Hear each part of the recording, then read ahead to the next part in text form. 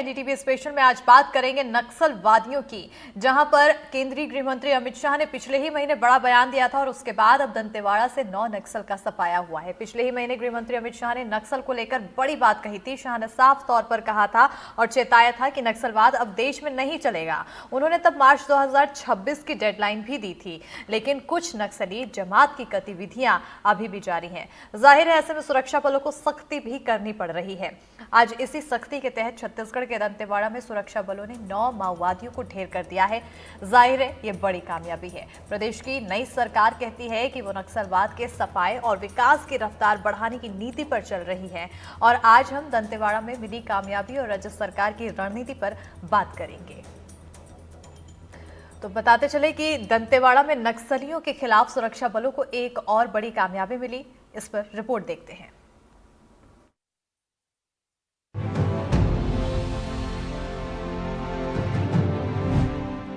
2019 से लेकर 24 तक नक्सल प्रभावित क्षेत्र के नाम से तमगे से मुक्त हुए हैं।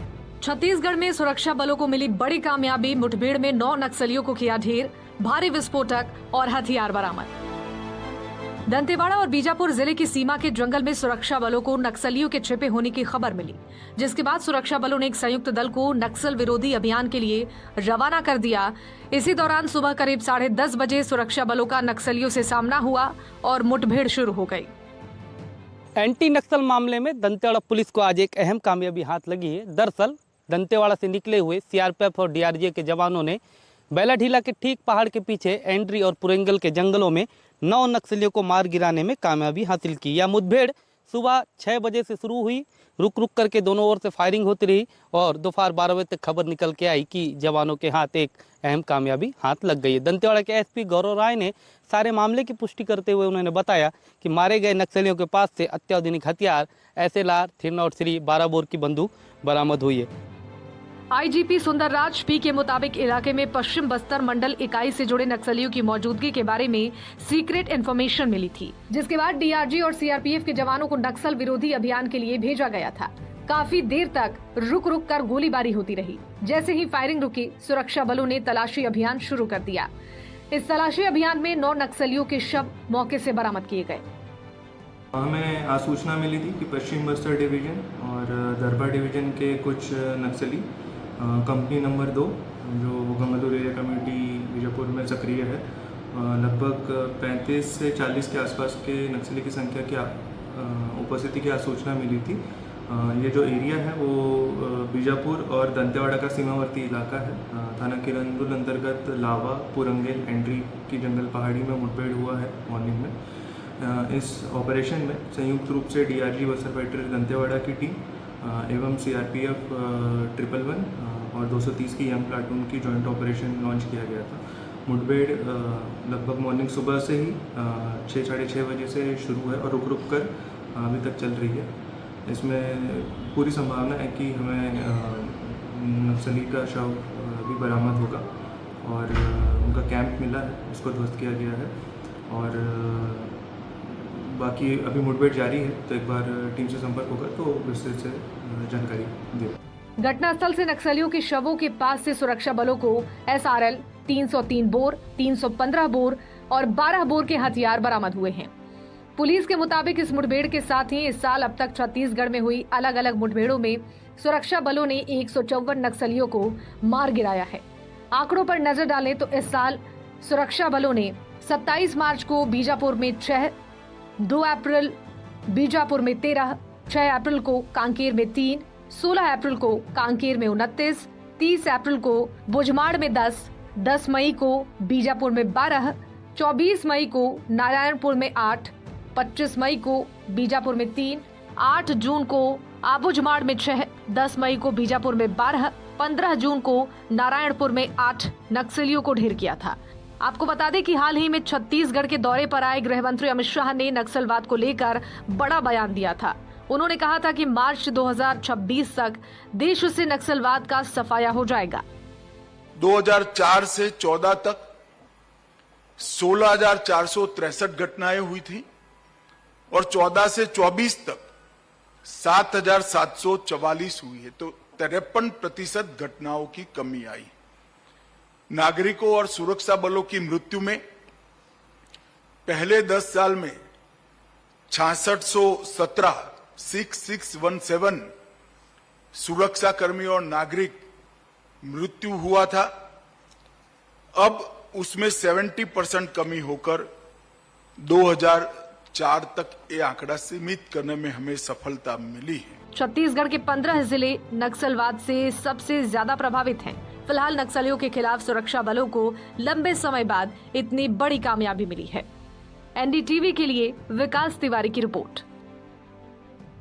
बता दें कि यह जो आपको जंगल दिखाई दे रहा है यह वही बैलाडीला के पहाड़ के पीछे का इलाका है जिस इलाके से जवान निकल कर गए थे। इसी इलाके पर लोग इंतजार कर रहे हैं कि इसी नदी नाले को पार करते हुए जवान वापस जिला मुख्यालय पहुंचेंगे, जहां से ये अपडेट निकल के आएगी कि आखिर जवानों ने किस तरीके से नक्सलियों को अपने चक्रव्यूह में फंसाया। जानकारी के लिए हम बता दें कि लगातार छत्तीसगढ़ में जब से सरकार बनी है नक्सलियों के खिलाफ ऑपरेशन तेज हुए हैं और लगातार जवानों को कामयाबी मिल रही है। दंतेवाड़ा ही नहीं, बीजापुर, नारायणपुर या फिर अलग अलग हिस्सों में कहीं पर भी ले लेंगे आप तो नक्सलियों को इस समय भारी नुकसान उठाना पड़ रहा है।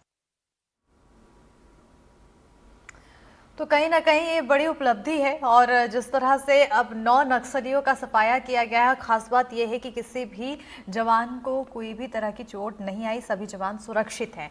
और ऐसे में अब इसी तरह से अगर हमारी कार्रवाई चलती रही तो आने वाले समय में क्या केंद्रीय गृह मंत्री अमित शाह की जो बात है, जो बयान है, वो सच में 2026 तक पूर्ण हो पाएगी। इसी पर चर्चा के लिए हमारे साथ खास पैनल जुड़ चुका है। रविंद्र उपाध्याय, रिटायर्ड एएसपी छत्तीसगढ़, अजय चंद्राकर नक्सल एक्सपर्ट हैं और नीलेश त्रिपाठी हमारे संवाददाता। लगातार सभी से अब सवालों का सिलसिला शुरू करेंगे। आप सभी का हमारे साथ जुड़ने के लिए बहुत बहुत शुक्रिया इस खास कार्यक्रम का हिस्सा बनने के लिए। रविंद्र उपाध्याय जी, सबसे पहले मैं आपकी ओर आना चाहूंगी क्योंकि जिस तरह से हमने कार्रवाई देखी, कार्रवाई के बाद एक सकारात्मक असर देखने को मिला है। 9 नक्सली सफाया हुए हैं और अच्छी बात यह है कि किसी भी जवान को किसी तरह की चोट नहीं आई, सभी जवान सुरक्षित। जी, सबसे पहले तो मैं बधाई देना चाहता हूं पुलिस अधीक्षक दंतेवाड़ा बीजापुर और वहाँ की संयुक्त टीम को जिन्होंने एक बढ़िया सफल ऑपरेशन किया। अक्सर क्या होता है, ऑपरेशन बरसात के मौसम में जरा कमजोर रहता है क्योंकि जंगल घने हो जाते हैं, नदियों में पानी आ जाता है, आने जाने की असुविधा रहती है और टेलीकम्युनिकेशन भी बराबर नहीं हो पाता। ऐसी परिस्थिति में दूसरी बात ये जो इन्होंने बताया कि लोकेशन जो किरंदुल की पहाड़ी है, मेरा वहाँ का व्यक्तिगत अनुभव है क्योंकि मैंने उन जगहों में काम भी किया है और वहाँ की पहाड़ियाँ और सभी रास्ते टेरन वगैरह मैंने देखे हुए हैं। तो उस पहाड़ी पे चढ़ना, चढ़ के उतरना और इस तरह की कामयाबी लाना, ये तो निश्चित रूप से एक बहुत बड़ा काम हुआ है। और जैसा कि अभी पिछले वक्त अगस्त में गृह मंत्री जी आए थे केंद्र से और उन्होंने ये बात बोली थी कि हम इसको 2025-26 तक जैसा भी उन्होंने समय दिया है उस समय तक इसको खात्मा करेंगे। तो ये एक अच्छी पहल है और ये पहल बढ़ते रहना चाहिए। फोर्स को कामयाबी बोल रही है तो ये एक अच्छी बात है। सबसे बड़ी बात है कि पुराने टाइम पर इनपुट नहीं मिलते, इनको इनपुट अच्छे मिल रहे हैं और ये चढ़ के काम भी कर रहे हैं। तो ये एक बहुत अच्छी बात है और ऐसा काम अगर धीरे धीरे होगा तो नक्सली घटनाओं में जो गिरावट बता रहे हैं कि इस तरह गिरावट आ रही है वो अच्छी बात है। और जब ये सब थोड़ा सा खात्मा होगा, उनका भय कम होगा, आतंक कम होगा तो विकास के और रास्ते खुलेंगे। वहाँ के जो मुख्य धारा में लोग जुड़ेंगे, वहाँ के जो बच्चे हैं, जवान हैं, लड़के हैं, लड़कियां हैं, उनके एजुकेशन की लाइन सीधी होगी, उनको एक तरह से क्लियरेंस आएगा। क्योंकि अभी भी बस्तर के कई गांव और जो जहां पर ये बता रहे हैं किरंदुल साइड में, बीजापुर साइड में आने जाने के मार्ग नहीं है, पुलिया नहीं है और बरसात में निश्चित रूप से बहुत तकलीफ पड़ती है। कई बार क्या होता है, आपने टीवी में कई बार प्रसारित किया है कि जो प्रेग्नेंट औरतें रहती है उनके डिलीवरी के टाइम पर बड़ी दिक्कतें पड़ती है, उनको कंधों में लेके आना पड़ता है।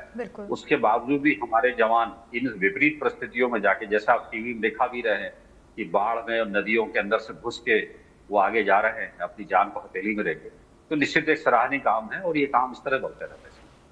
बिल्कुल, अगर ये सराहनीय काम है और इसी तरह से चलता रहा तो कहीं ना कहीं माना जा रहा है कि केंद्रीय गृह मंत्री अमित शाह जो टारगेट दे के गए हैं उस टारगेट तक ये सफलता यहाँ पर जरूर मिलेगी। नीलेश, 12 घंटे तक अच्छी बात ये रही कि मुठभेड़ चली लेकिन किसी भी सुरक्षा कर्मी को कोई तरह की किसी प्रकार की चोट नहीं, सभी सुरक्षित, ये एक बड़ी बात है यहाँ पर।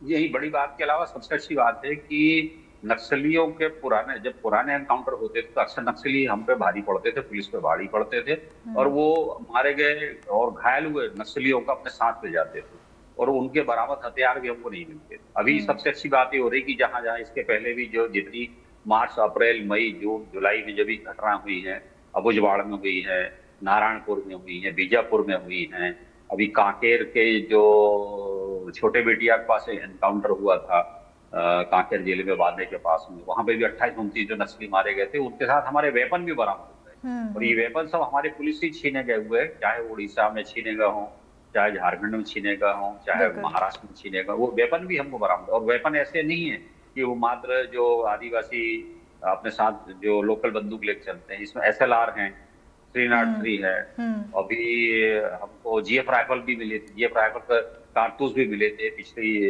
जो अभी मुठभेड़ हुई थी कुछ दिनों पहले।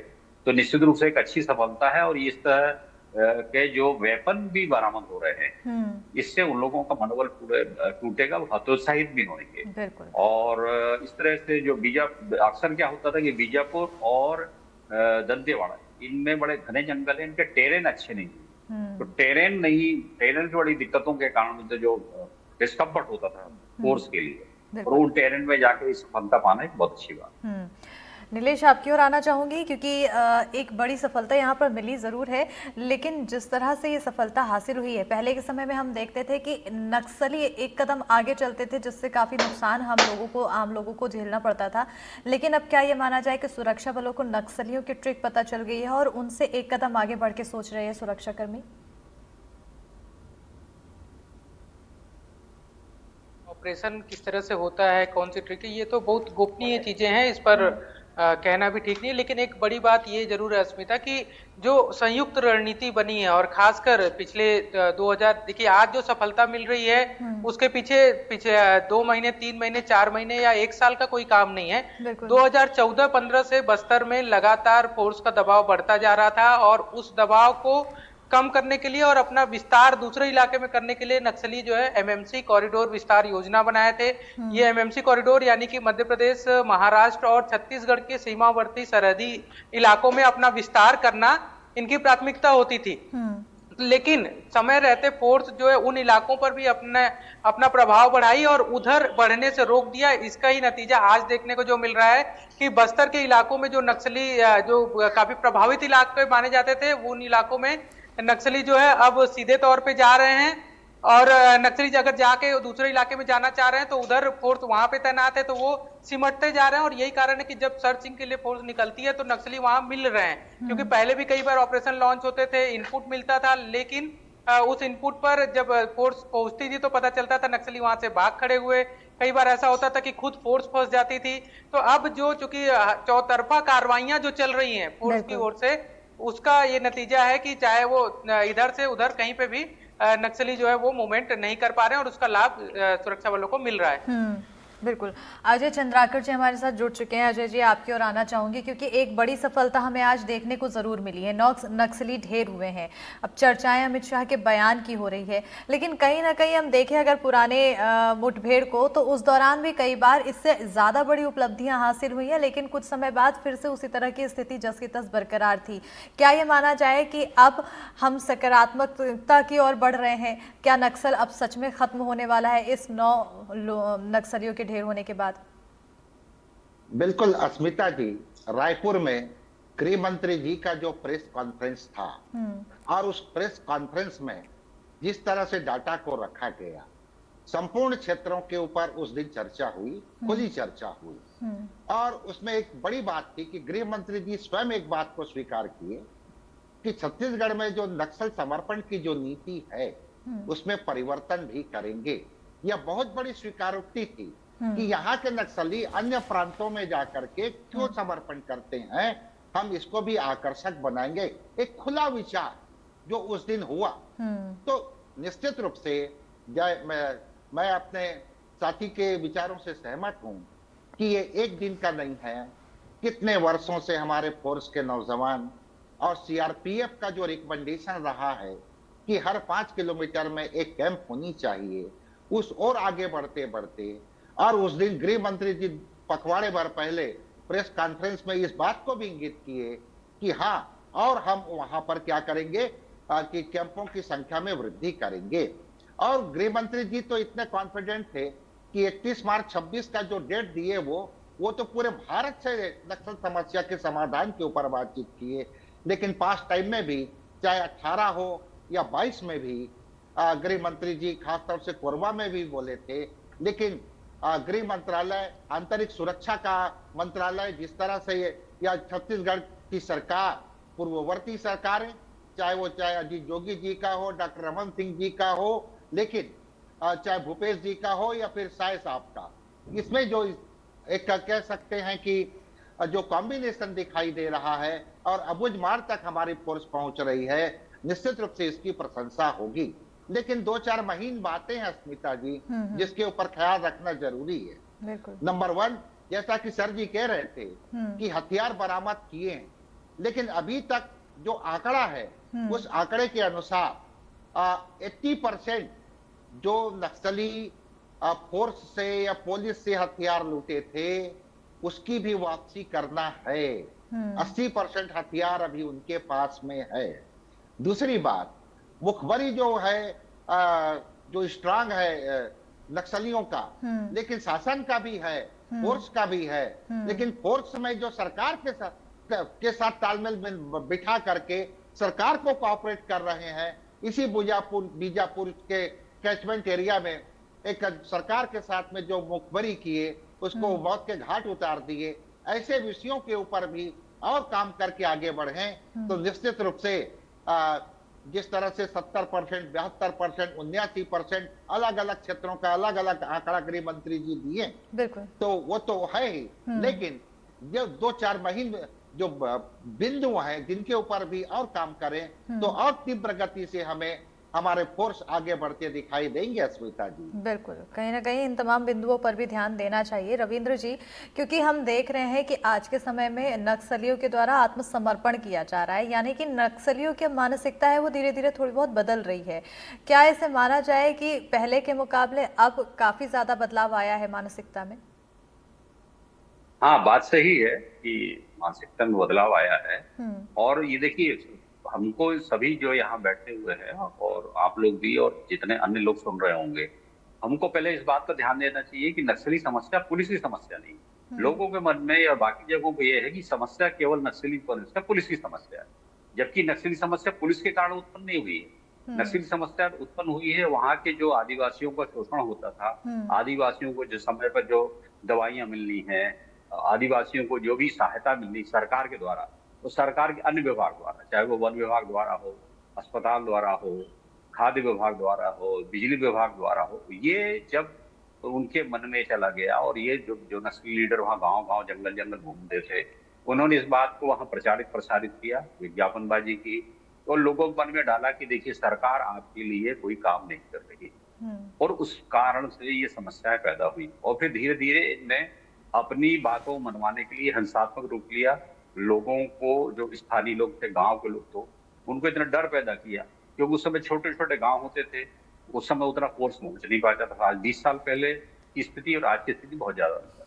तो अभी क्या है कि पुलिस जो कार्रवाई कर रही है वो तो अच्छी बात है, वो तो करे अपनी तरफ से, लेकिन पुलिस के साथ अन्य विभाग जो है वो समन्वय बनाए कि जहाँ जल्दी से जल्द वहाँ अगर पुलिस जा रही है तो पुलिस के प्रेशर से बहुत जल्दी रोड बनाए, सड़क बनाए, आवागमन के साधन बनाए, संचार के साधन बनाए। खाद्य विभाग है, वन विभाग है, वो जो छोटी छोटी समस्या आदिवासियों को रहती है, स्कूल है, छात्रवृत्ति है, साइकिलें हैं और बहुत सारी चीजें हैं, तो ये समन्वय अगर पुलिस के साथ मिलकर अन्य विभाग बैठा के करेंगे तो ये समस्या और जल्दी समाप्त हो सकती है। क्योंकि जब लोगों के मन में बात पहुंच जाएगी, भय विहीन हो जाएंगे, उनको लगने लगेगा कि हमारे साथ पुलिस के अलावा अन्य विभाग भी हमारी मदद में है और सरकार हमारे साथ में खड़ी हुई है, तो निश्चित रूप से ये जो समस्या बता रही 26 तक डेडलाइन होना चाहिए, उसके पहले भी समाप्त हो सकती है। हालांकि अभी इसके लिए कोई सीमा रेखा खींचना उचित नहीं है, क्योंकि इसमें बहुत सारे बिंदु है जिनका अभी तक निराकरण नहीं हो पाया है। लेकिन मेरा जो विचार है, मैं अभी सोच रहा हूँ कि पुलिस की समस्या न मान के अन्य विभागों को भी इसमें जोड़ा जाए, अन्य लोगों के साथ समन्वय किया जाए। स्थानीय जो सरकार है, स्थानीय नगर पालिका है, ग्राम पंचायत है, अन्य विभाग जो है वो पुलिस के साथ कंधे से कंधा मिलाए, तो निश्चित रूप से सफलता हमको और जल्दी मिलेगी। ऐसा मेरा विचार है। बिल्कुल, अन्य विभागों को जोड़ने के बाद इसमें सफलता और ज़्यादा मिलेगी नीलेश, ऐसा हमारे खास मेहमान कहते हुए नजर आ रहे हैं। कितना ज़्यादा सरलता हो जाएगी जब अन्य विभाग के भी यहाँ पर जुड़ जाएंगे और उसके बाद नक्सलियों से सामना होगा तो?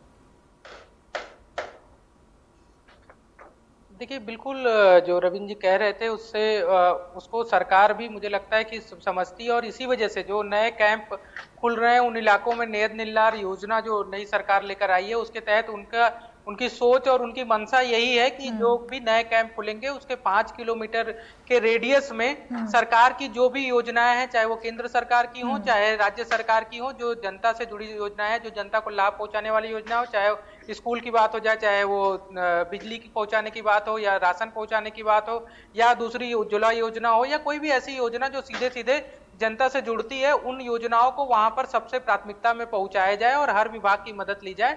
इसके तहत ही नेद निल्लार योजना की शुरुआत की गई है। बिल्कुल ये उसी मंशा के अनुरूप बताई जाती है, लेकिन सबसे बड़ी बात ये होती है कि योजनाएं पहले भी इस तरह की बनती रही हैं, लेकिन ग्राउंड पे इम्प्लीमेंटेशन किस तरह से होता है, कितनी ईमानदारी से होता है और कितनी सजगता से होता है। ईमानदारी की बात पैसों की से भ्रष्टाचार की नहीं है, वो एक अलग मुद्दा है, लेकिन ईमानदारी इस बात की भी है कि मान लीजिए मुझे जिम्मेदारी मिलती है कि फला गांव में मुझे ये सुविधाएं पहुंचानी है, तो मैं क्या ईमानदार हूं कि वो सुविधाएं वहां तक पहुंचाने के लिए वाकई काम कर रहा हूं या फिर सिर्फ कागज में ही लिख दे रहा हूं। तो ये भी एक बड़ी जरूरी चीज है। अगर ये सारी चीजें कर ली जाती है तो स्वाभाविक सी बात है कि इसका लाभ जरूर मिलेगा और जो नक्सल समस्या है वो उसको समाधान की ओर हम बहुत तेजी से सरकार जो है आगे बढ़ सकती है। बिल्कुल, कहीं ना कहीं नियत की भी यहाँ पर बात कही जा रही है। जिस नियत से हम काम करेंगे उसका उतना ज़्यादा सकारात्मक असर मिलेगा।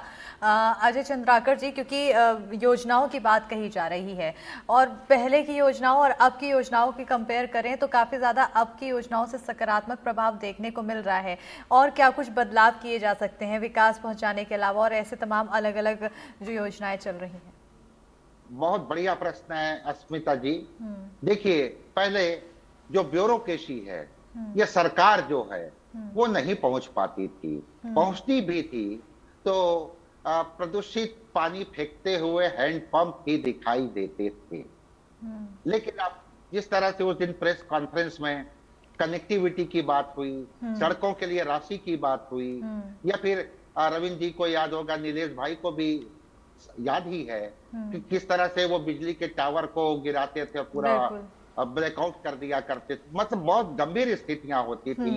लेकिन अभी कुछ समय पहले बस्तर में एक बहुत सुंदर दृश्य देखने को मिला स्मिता जी।